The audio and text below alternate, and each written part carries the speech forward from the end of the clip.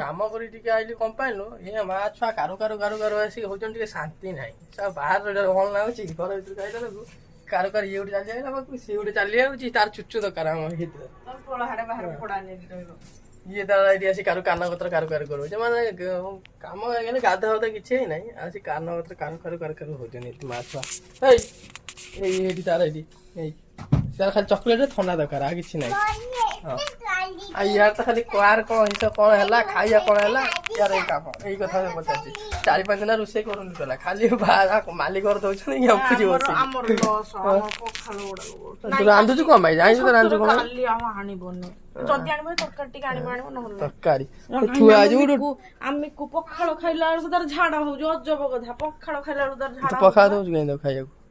ଆଉ କଣ ଆମେ ଭାତ ବଳୁଛୁ ଥୁଆ ହେଇଛି ଆସିଥିଲା ଆମ ମାଲିକ ଘର ଦେଇଥିଲେ ଥୁଆ ହେଇଯାଉଛି ଖାଇଲାନି ଖାଲି ପତ୍ର ଗୁଡା ହେଇଛି ଶାନ୍ତି ଟିକେ ନାହିଁ ଟୋଟାଲ ଘରେ ପଖାଳ ଆଉ କରିବାନି ତମେ ଆଣିବନି ଯୋଉ ତରକାରୀ ଟିକେ ଆଣିବ ଯଦି ଆଣିବ ଆଉ ଭାତ ଆଣିବନି ହେଲା। ହଁ ହଁ।